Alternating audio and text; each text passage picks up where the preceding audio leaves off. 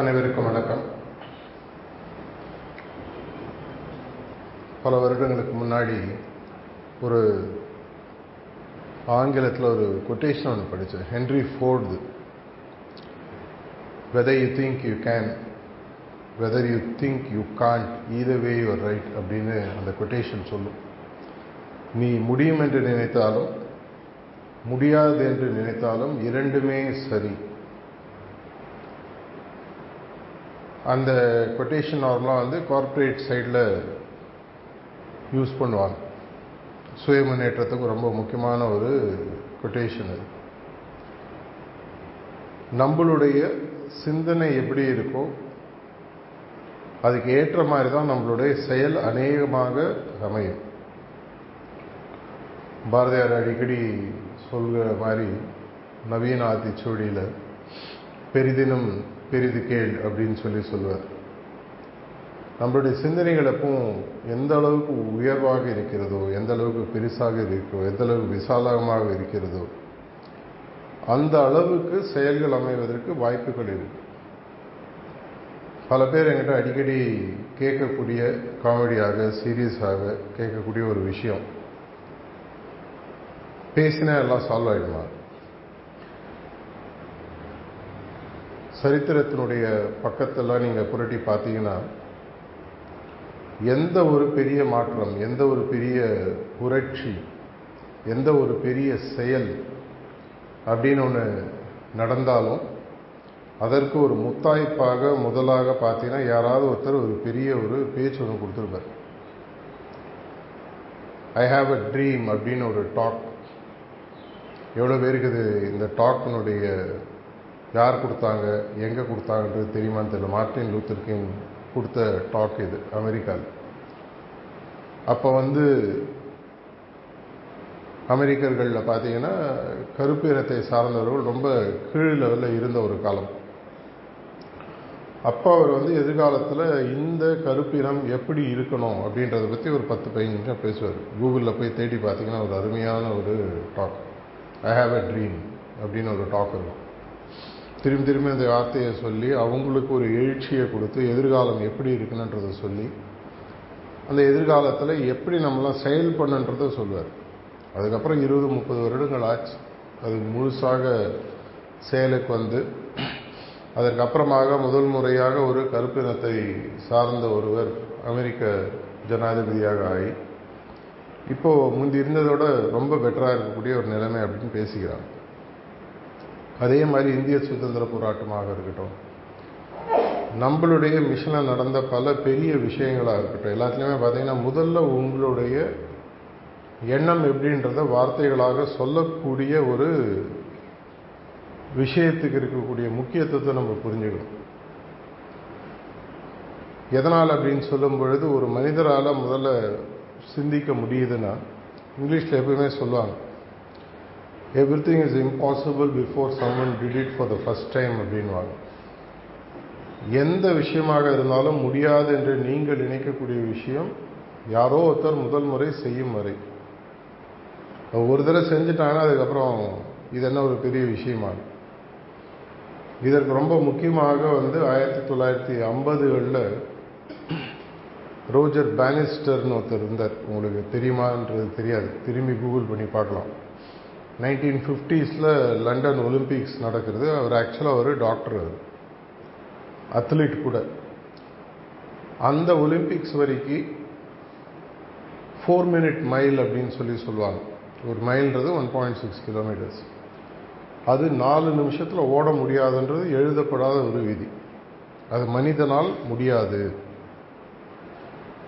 எதனால் முடியாது, ஏன் நம்மளுடைய உடல் அதற்கு எதிராக அமைந்திருக்கிறது அப்படின்றது ஒரு 10-15 காரணங்களோட மெடிக்கல் ரீசன்ஸோடு போட்டு பல வருடங்களாக அது ஒரு முடியாத விஷயமே எழுதி வச்சுருந்தாங்க.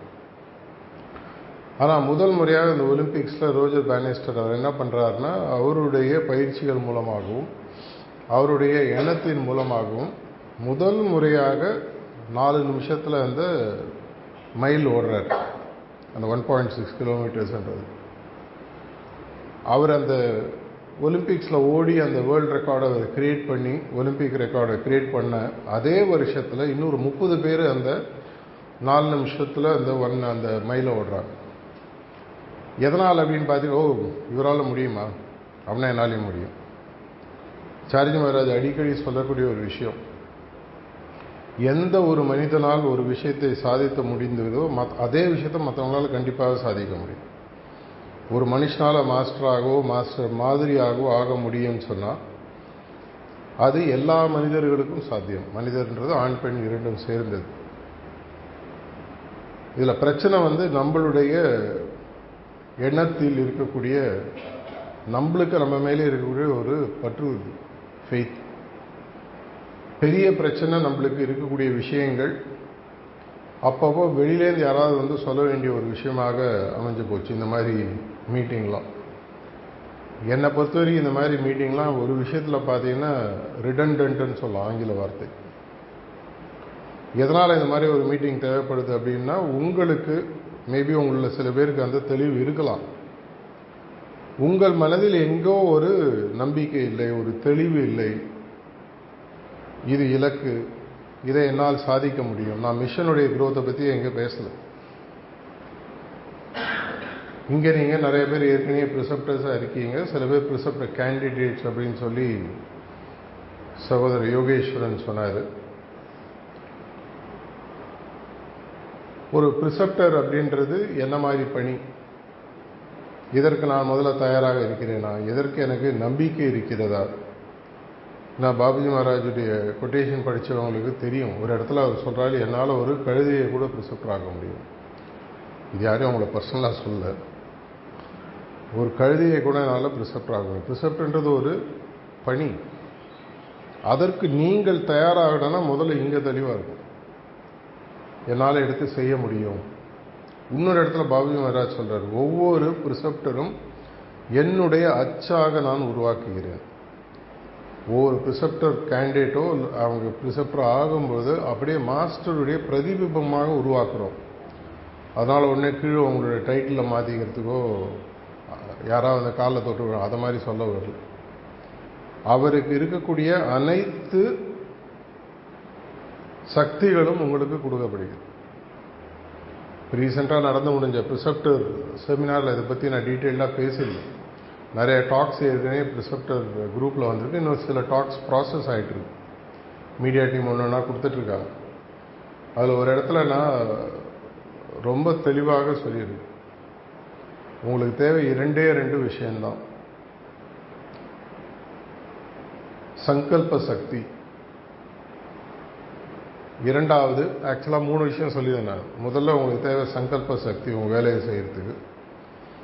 இரண்டாவது பார்த்தீங்கன்னா, என்மேல் எனக்கு இருக்கக்கூடிய நம்பிக்கை, இந்த சங்கல்பம் நிஜமாக மாறும். மூன்றாவது, எனக்கு என்னுடைய வேலைக்கு பின்னால் அவர் இருக்கிறார் என்ற பற்று. The power of sankalpa, the belief in myself and the faith that he backs my work. இந்த 3 விஷயங்கள் ஒரு ப்ரிசப்டருக்கு ரொம்ப முக்கியம். அதில் நான் கிளியராக எக்ஸ்பிளைன் பண்ண ஒரு விஷயம்னு பார்த்தீங்கன்னா, இந்த சங்கல்ப சக்தின்றது என்னன்றது நம்ம நிறைய பேருக்கு புரியுறது இல்லை. சங்கல்ப சக்தி நார்மலாக சார்ஜ் மகாராஜ் அடிக்கடி சொல்லக்கூடிய ஒரு விஷயம், நீ இதன் மூலமாக என்ன சாதிக்க விரும்புகிறன்றதுல நீ தெளிவாக இருக்கும் அப்படின்னு பார்த்தீங்கன்னா, சங்கல்பத்துக்கு முதல் விஷயம் குறிக்கோள் என்ன. இப்போ நான் ஒரு செட்டிங் கொடுக்க போகிறேன், இல்லை நான் ஒரு கனெக்ட் ஒர்க்குக்கு போக போகிறேன், இல்லை ஏதோ ஒரு செமினார் நடக்க போகிறது, இல்லை எங்கிட்ட யாரோ குரூப் சிட் சத்சங்கம் எங்கள் வீட்டில் ஏற்பாடாகிருக்கு. எதுவாக இருந்தாலும் இந்த சிட்டிங் முடிவில் என்ன நடந்திருக்கணும், இல்லை இந்த சிட்டிங் முடிவில் எதனுடைய முடிவின் தொடக்கமாக இது அமைந்திருக்க வேண்டும். சினிமாக்கு ஸ்கிரிப்ட் எழுதுகிற மாதிரி கிளைமேக்ஸ் சீன் என்ன, கிளைமேக்ஸில் ஹீரோ ஜெயிக்க போகிறாரா, தோக்க போகிறாரா, உண்மை ஜெயிக்க போகிறதா, பொய் ஜெயிக்க போகிறதா, ஆன்டி கிளைமேக்ஸா, எதுவாக இருந்தாலும் என்னுடைய மனசில் முதல்ல அது வரைபடமாக தெரியணும். இது ப்ரிசப்டர்ஸ் எல்லாராலையும் முடியும். ஏன்னா சிந்திக்க தெரியாதவர்கள் மனிதனாக இருக்க முடியாது. நமக்கும் மற்றவங்களுக்கும் இருக்கக்கூடிய முக்கியமான வித்தியாசமே பார்த்தீங்கன்னா அவர் எபிலிட்டி டு திங்க், அவர் எபிலிட்டி டு டிஸ்கிரிமினேட், சிந்தித்தல், அதுக்கப்புறம் பார்த்தீங்கன்னா பகுத்தறிதல். இது இரண்டும் நமக்கு இருக்குது. யூஸ் பண்ணுறோமா இல்லையான்றது வேறு விஷயம். ஸோ ஒரு சிட்டிங்கில் முடிவில் அந்த சிட்டிங் என்னவாக போய் கல்மினேட் ஆகும், அது கமாவா, முற்றுப்புள்ளியா, இல்லை அடுத்த வாக்கியத்துக்கு தொடர் முன்னாள் வாக்கியமா, இந்த தெளிவு உங்களுக்கு முதல்ல இருக்கா? இது எவ்வளோ தடவைனா திரும்பி சொல்லலாம். அப்படி இருக்கக்கூடிய பட்சத்தில் இன்னைக்கு நான் கொடுக்குற சிட்டிங்கில் எண்டிங்கில் என்னவாக இருக்கணும்? நான் ஒரு கனெக்ட் இனிஷியேட்டிவ்க்கு போகிறேன்னா அந்த இனிஷியேட்டிவ் முடியும் பொழுது அது காலேஜோ, ஸ்கூலோ, கவர்மெண்ட்டோ, வில்லேஜோ, டெம்பிள் கனெக்டோ ஏதோ ஒரு இனிஷியேட்டிவ் போகும்போது அந்த எண்டிங்கில் என்னுடைய வேலையின், குருநாதரின் வேலையின் மூலமாக நடக்கும் பொழுது அந்த வேலையின் முடிவாக எது இருக்க வேண்டும்? இதை மைண்டில் ஃப்ரேம் கிளியராக ஆகணும். வெறும் ப்ளீஸ் ஸ்டார்ட் தட்ஸ் ஆல் சொல்லிட்டு எல்லா பழியும் அவர் மேலே, எல்லா பழியும் அவர் மேலே போடுறது பிரயோஜனம் இல்லை. அப்படி இருந்தாலும் வேலை நடக்கும். இது அடிக்கடி தாஜியும் சொல்லியிருக்காரு, சாரிஜியும் சொல்லியிருக்காரு, பாபுஜி மகாராஜ் சொல்லியிருக்காரு. பணிக்கும் அபியாசிக்கு நடுவில் நீங்கள் ஒரு கான்டியூட் தான். இந்த கான்டியூட் இல்லைன்னா இன்னொரு கான்டியூட் நேச்சர் சூஸ் பண்ணிக்கும். அதனால் என்னால் நடக்கிறது அப்படின்ற ஒரு அகம்பாவம் நம்மளுடைய பணிக்கு ரொம்ப ஒரு உபத்திரமாக அமையும். ஆனால் இதையே ஒரு மேம்பட்ட பணியாக பார்த்து என்னால் ஒரு பெரிய ஒரு வேலையின், மாஸ்டரின் வேலையில் ஒரு பணியாக இந்த சிட்டிங்கை மாற்ற முடியும் அப்படின்ற பணிவன்புடன் ஒரு ஹியூமிலிட்டியோட ஒரு சிட்டிங்கை நம்ம கொடுக்கும்போது அந்த எண்டு கார்டில் கிளைமேக்ஸில் எப்படி இருக்குன்றது தெரிஞ்சதுன்னா நீங்கள் அதற்கு ப்ரிப்பேர் ஆகிறதுக்கு உங்களுக்கு நல்ல சான்ஸ் இருக்குது. இந்த சிட்டிங்கில் உங்களுக்கு ஒருவேளை இந்த சிட்டிங்கில் எப்படி முடிக்கணும்னு உங்களுக்கு தெரியலன்னா சிட்டிங் கொடுக்கறதுக்கு முன்னாடியோ அதுக்கு முன்னாடி நாளோ அவர்கிட்ட கேளுங்க, நாளைக்கு இந்த நேரத்தில் இந்த மாதிரி சிட்டிங் கொடுக்க போகிறேன், அந்த சிட்டிங்கில் என்ன நடக்கணும், எண்டிங்கில் என்ன இருக்கணும், கொஞ்சம் தயவு செஞ்சு எனக்கு ரிவீல் பண்ணுங்கள். கண்டிப்பாக உங்களுக்கு தெரிய வரும். ஏன்னா ஒரு சிட்டிங்கிறது உங்களுக்கு முன்னாடி ஒருத்தர் உட்காரும்போது ஆரம்பிக்கக்கூடிய விஷயம் அல்ல. இது நிறையா ப்ரிசெப்டர்ஸுக்கு சீரியஸாகவே புரியறதில்லை. சிட்டிங்காக வாப்பா உட்காரு, ப்ளீஸ் ஸ்டார்ட், க்ளீன் பண்ணு, டிரான்ஸ்மிட் பண்ணு, தட்ஸ் ஆல், எழுந்து போ. அதுவும் ஒரு சிட்டிங் தான். ஆனால் முன்னாடி நாளோ இல்லை ஒரு வாரத்துக்கு முன்னாடியோ நிறைய பேர் ப்ரிசெப்டர்ஸ் எனக்கு தெரியும் ஷெட்யூல் போட்டு கொடுப்பாங்க. இந்த தேதியில் இன்னார் நீங்கள் வாங்க.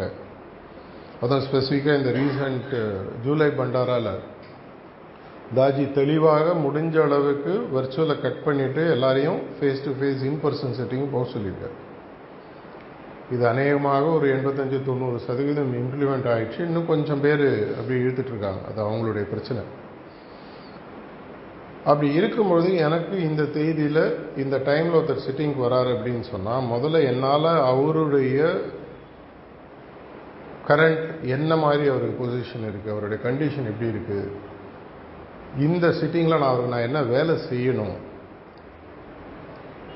சிட்டிங்க்கு முன்னாடி நீங்களே கூட ஒரு சிட்டிங்கில் உட்காந்து இந்த அபியாசிக்கு நான் சிட்டிங் கொடுக்க போகிறேன், எனக்கு ஏதாவது கொஞ்சம் என்ன பண்ணணுன்றது கொஞ்சம் காட்டுங்க.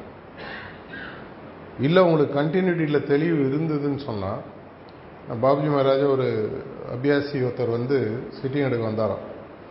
ரொம்ப நாள் முன்னாடி சிட்டிங் எடுத்தார். சிட்டிங் எடுத்து முடித்த உடனே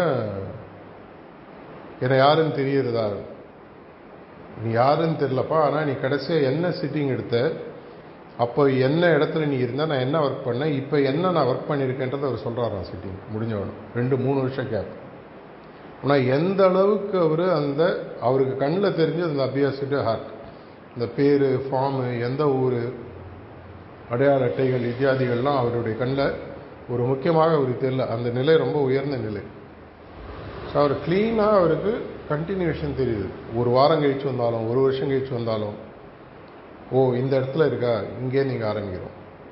இதோட பெட்டர் நம்ம முன்னாடியே ப்ரிப்பேர் ஆகுது. அது ப்ரிப்பேர் ஆகும்போது அந்த சங்கல்பன்றது நம்மளுக்கு இன்னும் பெட்டராக அமையும். அந்த சங்கல்பமே உங்களால் ப்ரேயராக மாற்ற முடியும். நாளைக்கு இன்னாருக்கு இந்த சிட்டிங் கொடுக்கணும், இதுதான் எண்டிங், இதை மாதிரி ஃபீல்டு இருக்குது, இதை மாதிரி ஒர்க் பண்ணணும், தயவு செஞ்சு என்ன கைட் பண்ணுங்கள். அப்போ உங்களுடைய வேலை எப்படி மாறும்னு யோசிச்சு பாருங்க. இதுக்கெல்லாம் பெருசாக உங்களுக்கு ஏதாவது பிரயத்தனம் தேவைப்படணும் ஒன்றுமே இல்லை. இந்த இடம் தான் இந்த வேலைக்காக நீங்கள் தனியாக உட்காந்து ரூம் போட்டு கூட யோசிக்கணும். மற்ற வேலைகளை செய்யும் பொழுதே உங்களால் இது ஒரு பேக்ரவுண்ட் டாஸ்க்காக ரன் பண்ண முடியும். நம்மளுக்கு அந்த சிந்தனை திறமைகள் இருக்குது. செயல்ன்றது உட்காந்து சிட்டிங் கொடுக்குது. சிந்திக்கக்கூடிய நேரத்தில் இது எல்லாத்தையும் நம்மளால் இது பண்ணக்கூடிய பட்சத்தில் அந்த அபியாசி ஆட்டோமேட்டிக்காக உங்களுடைய நிலையில் தொடர்ச்சியாக இருக்க ஆப்சென்ஷியாக டிஃபால்ட்டாக நடக்க ஆரம்பிக்கும். ஆப்சென்ஷியாவில் ஒரு சீக்ரெட் என்னென்னா, நீங்கள் அவரை பற்றி சிந்திக்க ஆரம்பித்தாலே ஆப்சென்ஷியா தானாக நடக்குன்றது உங்களுக்கு புரியணும். முதல்ல அது ஒரு கான்ஷியஸ் எஃபர்ட். ஆப்சென்ஷியா, ரிமோட் இதெல்லாம் பற்றி உலகத்துக்கு ஓப்பனாக அறிவிக்கிறதுக்கு 2 வருடங்களுக்கு முன்னாடியே 2013 14 ஒரு முறை அவரோட ரூமில் உட்காரும்போது தாஜி எனக்கு இதெல்லாம் எக்ஸ்பிளைன் பண்ணிட்டார். நான் அப்போல்லாம் பேப்பரில் புக்கில் படிச்சிருக்கு. ஆனால் அப்போல்லாம் நம்மளுக்கு அதுக்கு நார்மலாக ப்ரிஃபெக்ட்ஸுன்றவங்களுக்கு அதுக்கு பர்மிஷன் கிடையாது. அப்போ எனக்கு சில பேருடைய பேர் எழுதி கொடுத்து, இவங்களுக்கெல்லாம் நீ கொஞ்சம் இந்தந்த வேலையை பண்ணணும். எப்பவும் போல் நம்ம அதிக பிரசங்கி முட்டாள்தனமாக ஒரு கேள்வி கேட்டேன். நான் ஃபுல் ப்ரிஸ்கிரிப்டர் இதெல்லாம் பண்ணலாமா? நான் அவனுக்கு சொல்கிறேன்னா இது நடக்கும், சொல்கிறத செய்ய அப்படின்னாரு. ஏன்னா இந்த செலிப்ரேஷனில் கூட சார்ஜி மகாராஜ் பற்றி பேசும்போது அவர் சொன்ன ஒரு முக்கியமான வார்த்தை ஒபீடியன்ஸ் டு த குரு அப்படின்ற வார்த்தையை பற்றி பேசினார். நம்மளுக்கு அப்பப்போ முட்டாள்தனத்தினாலேயோ இல்லை அதீத புத்திசாலித்தனத்தினாலேயோ இந்த மாதிரி கேள்விகள் வரும். இதெல்லாம் நீ செய்ய அப்படின்னார். அப்போ ஒரு டெக்னிக் கொடுத்த, உன்னோட நடக்கும்போது நடக்கத்தான் நினச்சிக்கோ, நடந்தால் போருமா, மற்ற வேலைகள் தானாக நடக்கும் செய்யும். ஸோ மறுநாளைக்கு நான் அப்படி போய் பக்கத்தில் வரும்போது இந்த வேலைலாம் கொடுத்தேன்னா என்ன செஞ்சேன்னு கேட்டார். சரி மறந்துருப்பார் போல இருக்கு மனுஷன் அப்படி. சரி நான் இதெல்லாம் பண்ணேன், இல்லை இப்படி பண்ணிப்பார் அப்படி பண்ணிப்பார். இது மாதிரி ஒரு வாரம் 10 நாள் தொடர்ச்சியாக எதெல்லாம் இன்றைக்கி நம்மளுக்கு ஒரு பெரிய டூல்ஸாக இருக்கோ, நிறைய ப்ரிசெப்டர்ஸ் செய்கிறதில்லை அப்படின்றது எனக்கு தெரியும். இருந்தாலும் இதெல்லாம் சொல்லி கொடுத்தாரு. அப்போ என்ன ஆச்சுன்னா, ஒரு ஆப்சென்ஷியா சிட்டிங்கினுடைய மகிமை, ஒரு ரிமோட் சிட்டிங் எப்படி நடக்கணும், எப்படி நம்ம மென்டல் ரூமில் நம்ம வச்சுக்கிறோம், எப்படி ஒரு அபியாசியுடைய ஆன்மீக முன்னேற்றத்துக்கு நம்ம பொறுப்பு எடுத்துக்கிறோம், எப்படி மாஸ்டருடைய பணியை இன்னும் பெட்டராக மாற்ற முடியும். சார்ஜி மகாராஜ் அடிக்கடி சொன்ன வார்த்தை, நீ இல்லைன்னா இன்னொருத்த செஞ்சுட்டு போவான். அதனால் உலகத்தை உன்னோட ஷோல்டரில் தூக்கிட்டு இருக்கா நினச்சிட்டு இருக்காது. ஆனால் கொடுக்கும்போது அந்த பணியை சிறப்பாக செய்யும். எந்த வேலையை எடுத்தாலும் சார்ஜி மகாராஜுடைய கான்செப்ட் நிறைய பேர் ஒரு பர்சனலாக பார்த்தவங்க பழகினவங்களுக்கு தெரிஞ்சிடும். செஞ்சால் ஒழுங்காக செய், இல்லைன்னா செய்யாது. ஒரு முறை அவர் சாப்பிட்டுட்டு இருந்தார், ஏதோ ஒரு டேஸ்ட் அவருக்கு பிடிக்கல. ரூமுக்கு போயிட்டு எல்லாம் சமைச்சவங்கள வர சொன்னார். வந்தோடனே உள்ளே வந்தோடனே சொன்னேன், நீங்கள் யாரும் எனக்கு சமைக்க வேணும். உடனே எல்லாம் அழ ஆரம்பிச்சாங்க. அழகதை நிறுத்துங்க, சமைச்சா ஒழுங்காக சமைங்க, இல்லைன்னா சமைக்காது. ஏன்னா அவருடைய வே ஆஃப் லிவிங், அவருடைய ஸ்டாண்டர்ட், கடைசி காலத்தில் உடல்நிலை சரியில்லாத போது கூட பார்த்தீங்கன்னா செஞ்சால் கரெக்டாக செய், இல்லைன்னா செய்யாது. What ever is worth doing the பெஸ்ட்டுன்னு சொல்லி இங்கிலீஷில் சொல்லுவாங்க. நம்ம பையன் 100க்கு 100 வாங்கணும், நம்ம பையன் 2 லட்சம் சம்பாதிக்கணும், நம்ம பையன் நல்ல பொண்ணாக கல்யாணம் பண்ணிக்கணும், நம்ம பையன் நல்ல பேரம் பேத்தி எடுக்கணும். ஆனால் நான் இப்படி தான் இருக்கு. இதுதான் பொதுவாக எல்லாருடைய திங்கிங். இந்த திங்கிங் ப்ரிசெப்டர் ஒர்க்குக்கு கொண்டு வராதீங்க, கண்டிப்பாக கொண்டு வராது. தாஜி ஒரு டாக்கில் ப்ரிசெப்டர்ஸ்க்கு கொடுக்கும்போது பல வருடங்கள் முன்னாடி சொன்னார், வாரத்துக்கு ஒரு சிட்டிங் கொடுத்தா கூட பரவாயில்ல, தப்பு இல்லை, வேறு வழியே இல்லை, என்னுடைய வேலை இதுக்காக உடனே இது கன்வீனியண்ட்டாக எடுத்துக்காது. எனக்கு பல பிரச்சனைகள் இருக்குது, என்னால் வாரத்துக்கு ஒரு சிட்டிங் தான் கொடுக்க முடியும். ஆனால் அந்த ஒரு சிட்டிங் நீ கொடுக்கறது பாபுஜி மகாராஜ் சிட்டிங் கொடுக்குற மாதிரி கொடு அப்படின்னாரு. ஒரே சிட்டிங் கொடு, ஆனால் அந்த சிட்டிங் எப்படி இருக்கணும், பாபுஜி மகாராஜ் கொடுக்குற மாதிரி இருக்கும். 1 கொடுத்தாலும் சரி, 100 கொடுத்தாலும் சரி, டிக் த பாக்ஸ் ஐட்டம் இல்லை. இதனால தான் பல வருடங்களுக்கு முன்னாடி எவ்வளோ சிட்டிங் கொடுத்தீங்க, யாருக்கு கொடுத்தீங்க, அந்த கான்செப்ட் ரிப்போர்ட்ஸ் இதெல்லாம் ரொம்ப வருடங்களுக்கு முன்னாடி அந்த காலத்தில் உங்களுக்கு ரிசெப்டராக இருந்தவங்களுக்கு தெரிஞ்சவங்க மாதம் 15 நாளைக்கு ரிப்போர்ட்டு சென்ட்ரல் கோஆர்டினேட்டருக்கும் விசிட் ஜோனல் கோஆர்டினேட்டருக்கும் லெட்டராக அனுப்பணும். அதை ஃபைல் பண்ணி மந்த்லி ஒன்ஸு ஆல் இண்டியாவில் வந்த எல்லாத்தையும் சார்ஜி மகாராஜ் ரிப்போர்ட்டாக போகும். அது எல்லாத்தையும் அப்புறம் எடுத்துட்டேன். ஏன்னா இது ஒரு கில்ட்டை கிரியேட் பண்ணுது. ரிப்போர்ட் கேட்டால் அவங்க மனசில் ஒரு இல்லைன்னா சிட்டிங் கொடுத்தேன் கணக்கு எழுத வேண்டியதாக இருக்குது. ஸோ இந்த சங்கல்பான்ற விஷயத்தை எடுத்தீங்கன்னா முதல்ல இந்த சங்கல்பால நான் எதை எடுத்தேனோ அது அந்த ஒரு பர்டிகுலர் பாயிண்டில் எக்ஸ்பேன்ஷனாக இருக்கட்டும், இல்லை ஒரு ஸ்பெசிஃபிக் கண்டிஷனை பெஸ்டோ பண்ணுறதா இருக்கட்டும், இல்லை பொசிஷன் மூவ் பண்ணுறதா இருக்கட்டும், இல்லை வேறு ஏதாவது வேலையாக இருக்கட்டும், இது நடக்கும். எனக்கு இந்த திறமை மாஸ்டர் கொடுத்துருக்காங்க, என் மேலே எனக்கு முதல்ல நம்பிக்கை இருக்கும். நான் முதல்ல சொன்ன மாதிரி ability to perceive conceive a sankalpa, second to believe in myself, மூணாவது பற்றுறுதி அவர் மேலே. நான் எடுத்த வேலை நடக்கும். பல வருடங்களுக்கு முன்னாடி ஏதோ எனக்கு டெக்னிக்கில் ஒரு மாடிஃபிகேஷன் தோணிச்சு. இப்படி பண்ணலாமான்னு அவர் கேட்கறதுக்கு முன்னாடி ஒரு 5-6 பேருக்கு அந்த டெக்னிக்கை ப்ராசஸ் பண்ணி அவருக்கு அதனுடைய அடிப்படைகள் இப்படி நான் யோசித்தேன், இப்படி பண்ணேன்ட்டு அவருக்கு ஒரு தகவல் அனுப்பிச்சு. அப்போ அவர் அமெரிக்காவில் இருந்தார். சிம்பிளாக ஒரே லைனில் போட்டார், நீ பாட்டு செஞ்சிட்டு என்ன நடக்கும், மிஞ்சி போனால் எக்ஸ்பீரியன்ஸ் போனால் என்ன நடந்துடும், ஒன்றும் நடக்கும் இல்லை நடக்காது. அப்புறம் இன்னொரு லைனில் அதில் ஆட் பண்ணார், சஹஜ்மார்க்ன்றது ஒரு ஃபியூஸ் இன்பில்ட்டாக இருக்கக்கூடிய சர்க்கியூட் பிரேக்கர் சிஸ்டம். நீ தப்பு பண்ணுறேன்னு தெரிஞ்சாலும் நேச்சர் ஆட்டோமேட்டிக்காக கட் பண்ணிடும். நீ வேணாலும் நினச்சிட்டு நான் தான் ஒர்க் பண்ணேன்னு சொல்லிட்டு இன்பில்ட் சர்க்கியூட் பிரேக்கர் சிஸ்டம் இருக்கிறது ப்ரிசெப்டர் ஒர்க்கில் மெயினாக, at least at a spiritual level. Physical லெவலில் நீங்கள் பேசுறது, உங்களுடைய பழகும் தன்மை, பேச்சுவார்த்தைகள், இதில் சர்க்கியூட் பிரேக்கர் கொஞ்சம் ஸ்லோவாக ஒர்க் ஆகும். ஆனால் சிட்டிங் கொடுக்கும்போது மட்டும் நீங்கள் எடுத்த சங்கல்பாவோ நீங்கள் பண்ணக்கூடிய ஒர்க்கோ ஏதாவது ஒரு பிரச்சனை இருக்குது, அது நேச்சருக்கு அகெயின்ஸ்டாவோ மாஸ்டரோட ஒர்க்குக்கு அகெயின்ஸ்டாவோ போகிறதுன்னா ஆட்டோமேட்டிக்காக ஃபியூஸ் கொடுங்குது. தமிழ் பாஷையில் சொன்னால் கட் ஆகிடும், உங்களுக்கு அது தெரியாது. ஸோ நீங்கள் ஒரு தீய எண்ணமோ ஒரு தீய ஏதோ ஒரு சங்கல்பாவோ எடுக்கிறீங்க, அவருக்கு உங்களை பிடிக்கல, கோபம், ஒரு வேளை அப்படி பண்ணியிருந்தீங்களா ஞாபகம் வச்சுக்கோங்க, கத்தி பிடிக்கிறவனுக்கு கத்தியால் தான் சாகும். இது பழைய தமிழ் பழமொழி.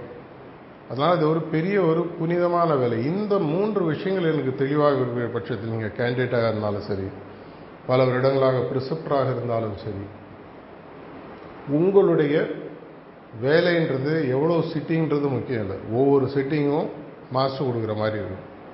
அதுக்கு எப்படி ப்ரிப்பேர் ஆகிக்கணும், இதுக்கு எல்லாத்துக்கும் ஃபவுண்டேஷனல் பேசிஸ் தாஜி அடிக்கடி சொல்கிறது என்ன அப்படின்னு பார்த்தீங்கன்னா, இது எனக்கு ஒரு தடவை இன்சிடெண்ட் நடந்தது. தாஜி இருந்தார், அந்த காலத்தில் கமலேஷ் பாய் அப்படின்னு கூப்பிடுவோம். 2007-8 காட்டேஜில் சார்ஜி மகாராஜ் தன்னுடைய ஆஃபீஸ்லேருந்து தன்னுடைய பெட்ரூம் நடந்து போகிறார். திடீர்னு அபியாசி காலில் விழுந்தார். காலில் விழுந்துட்டு என்னப்பா ஆச்சு, இல்லை எனக்கு நீங்கள் ஒரு உண்மை சொல்லி ஆகணும். என்ன சொல்லு, ரொம்ப பீடிகை போடாது அப்படின்னு. இந்த ப்ரிசெப்டட் சிட்டிங் எடுத்தால் வேறு மாதிரி இருக்குது, அந்த ப்ரிசெப்டட் சிட்டிங் எடுத்தால் வேறு மாதிரி இருக்குது. நீங்கள் ஆனால் ஒரு டாக்கில் சொல்லியிருக்கீங்க எல்லா ப்ரிசெப்டரோட சிட்டிங்கும் ஒரு மாதிரி தானே இருக்கணும், ஏன் இப்படி இருக்குது அப்படின்ன போது இப்படி பார்த்துட்டு சிரிச்சுட்டு ஒரு பதில் சொன்னார். நான் சொன்னது ரைட்டு, நீ ஃபீல் பண்ணது ரைட்டு, காரணம் என்ன அப்படின்னு பார்த்தா ஒரு ப்ரிசெப்டருடைய பர்சனல் ப்ராக்டிஸு அவருடைய சிட்டிங்கை பாதிக்கும் அப்படின்னு சொல்லிட்டு போயிட்டார் அவர். அது எனக்கு உள்ளே இறங்கி புரியறதுக்கு கொஞ்ச நாள் ஆச்சு. என்னுடைய ப்ராக்டிஸ் சரியில்லைன்னு சொன்னால் நான் கொடுக்கக்கூடிய சிட்டிங்கில், ஆஃப்டர் ஆல் நம்மளுடைய சுத்திகரிப்பாக இருக்கட்டும், நம்மளுடைய ப்ராக்டிஸாக இருக்கட்டும், நம்மளுடைய காம்ப்ளெக்சிட்டியை ரிமூவ் பண்ணி நம்மளை பரிபூர்ண சுத்தம் பியூரிட்டிக்கு, absolute purity weaves destiny advancing in லவ்னு சொல்கிற மாதிரி உங்களோட பியூரிட்டி பெட்டராக பெட்டராக பெட்டராக பல நேரங்களில் நீங்கள் வெறும் உட்காந்தாலே சிட்டிங் பிரமாதமாக ஆகும். அதனால் உடனே நான் அப்படியே பியூர் ஆகிட்டேன், இனிமேல் நான் கண்ணை மூடின்னு உட்காந்துக்கிறேன்னு சொல்ல வரல. ஒரு புரிதலுக்காக சொல்லக்கூடிய ஒரு விஷயம். என்னுடைய பியூரிட்டி, என்னுடைய சுத்தத்தன்மை, என்னுடைய ப்ராக்டிஸ் பெட்டர் பெட்டர் பெட்டர். எந்த காலம் வரும்னா அப்போ மாஸ்டர் உங்களை கூப்பிட்டு சொல்லுவார், இனிமேல் உன் ப்ராக்டிஸை நீ நிறுத்திக்கோ, இனிமேல் என்னுடைய பொறுப்புன்னு அவர் சொல்கிற வரைக்கும். அதுக்காக உடனே அவருக்கு மெயிலில் போட்டோ இல்லை மெடிடேஷன் உட்காந்து கொஞ்சம் தயவு செஞ்சு கொஞ்சம் அந்த ஸ்டேஜ் வரும்போது ஏதோ ஒரு வகையில் உங்களுக்கு ஒரு கம்யூனிகேஷன் வரும். அந்த மாதிரி கம்யூனிகேஷன் வரும்போது கூட ரீகன்ஃபார்ம் பண்ணி திரும்பி மெடிடேட் பண்ணுன்னு சார்ஜ் வர சொல்ல, ஏன்னா அது ஹாலுசினேஷனாக இருக்கக்கூடாது. அப்படி நடக்கும் பொழுது ஆட்டோமேட்டிக்காக என்ன ஆகுன்னு சொன்னால் உங்களுடைய வேலையினுடைய தன்மை இன்னும் பெட்டராகும். 10 சிட்டிங்கில் கொடுக்கக்கூடிய விஷயத்தை உங்களால் ஒரு சிட்டிங்கில் கொடுக்க முடியும். அந்த அளவு உங்களுடைய பியூரிட்டி பெட்டராகும். எப்போ உங்களுடைய ப்ராக்டிஸ். புது கேண்டிடேட்ஸ், ரீசெண்டாக ப்ரிசெப்ட் ஆனவங்களுக்கெல்லாம் முக்கியமான விஷயம், எந்த காரணத்தை கொண்டும் உங்களுடைய ப்ராக்டிஸை காம்ப்ரமைஸ் பண்ணாது.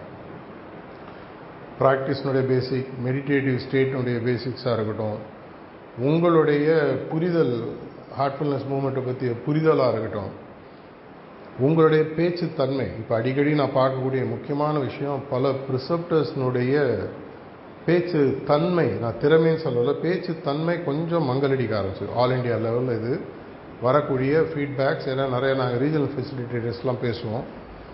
என்ன ஆகுதுன்னா, சில நேரங்களில் நிறைய ப்ரிசெப்டர் சிஸ்டமில் உள்ளே வரும்பொழுது அவங்களுக்கு மனித நேயம் சம்மந்தப்பட்ட ட்ரைனிங் சில நேரங்களில் முழுசாக இறங்குறது.